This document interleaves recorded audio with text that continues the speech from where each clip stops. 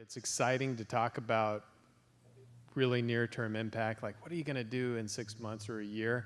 And those are valid questions too, because there are a lot of things that we can do right now that fortunately there's a lot of what you call low-hanging fruit.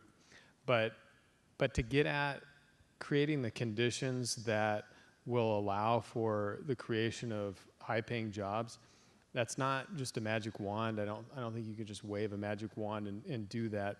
And to create those conditions, we're talking about really, really intractable problems like housing, right? Everyone knows about housing, right? It's really difficult to afford here given our wages.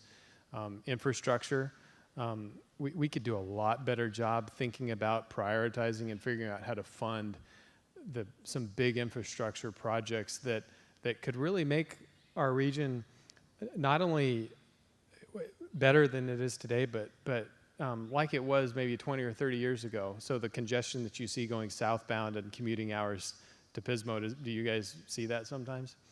Well, that's something that could be not only kept the same, but actually reduced by quite a bit by planning over the next 5, 10, 20 years and trying to reduce congestion, putting jobs in the right places so that we bring housing and jobs into the right balance. But there are endless things that are like that really take a combined and integrated approach: housing, infrastructure, business expansion, things that will allow businesses to grow and grow in the right places, and allow the talent that we have to be attracted here and to be able to stay here, afford houses, and enjoy, living on the Central Coast. So Hourglass isn't directly creating the jobs, right? We're trying to foster the climate in which those jobs can be created. And we've identified what we say are 4 lines of effort: housing, infrastructure, talent development, and business expansion. So this concept, related to education and talent development from K-12 up to higher education. At the end of the day, if we're not preparing the workforce for the jobs of the future, and those companies are here and they can't get the talent that they want or need, they're going to leave.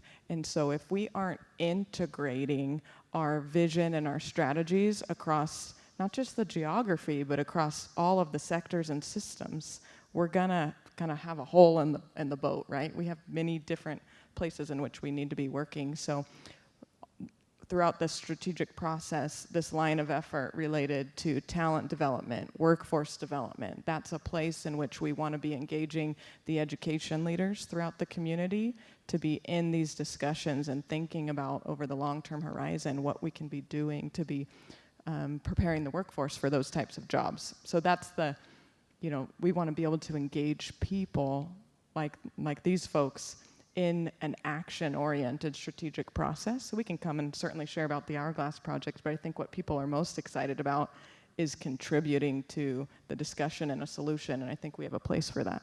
From the economic development perspective, as you think about, attracting the right talent, more and more you have to be thinking about the quality of life and the experience for the talent that you're trying to attract, especially in these types of jobs that I think we're talking about. And I would say, the cultural elements of our community, and even what we know is a community conversation around wanting to increase diversity in our community. Those are things that there might be some people who would say, that's not a place where I want to live because there's not enough culture and diversity. So as we think about trying to create the conditions and the environment in which jobs can be created, I think we have to also be thinking about how we're doing the placemaking around our community that doesn't take away from our heritage and what it means to be unique in each of our communities, but can be complementing our unique heritage with added cultural and arts and, diversity within our region. I think that is 100% an economic development strategy that could be, helping with, job creation and attraction.